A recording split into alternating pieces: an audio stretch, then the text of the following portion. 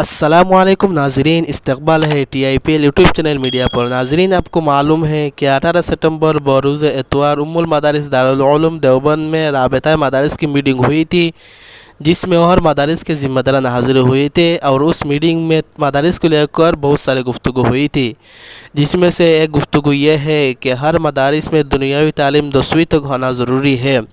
और ये भी बतलाया है कि आइंदा साल से जो तालिबे इल्म दाखिला के लिए दारुल उलूम देवबंद आते हैं, उनके लिए 10वीं पास सर्टिफिकेट होना ज़रूरी है। इसके बगैर दाखिला नहीं दिया जाएगा। इस बात को सैयद अरशद मदनी दामाद बरकातुहुम ने मीडिया के सामने पेश की है। अब इस वीडियो को देखें। दारुल उलूम देवबंद अपने यहाँ खुद अरबी क्लास शुरू होने से पहले हर तालिब इल्म को 10वीं का इम्तिहान दिलाएगी।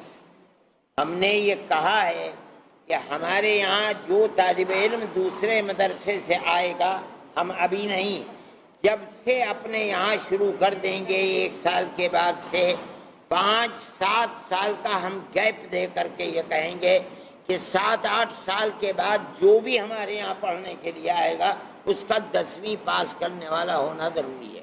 ये हम चल रहे हैं। हम तो अरे भाई, हम गवर्नमेंट के साथ ताउन कर रहे हैं। उसकी जो पॉलिसी है तालीमी, हम उस पॉलिसी के साथ मदद कर रहे हैं। इसमें क्या मसला है? कोई बात नहीं है।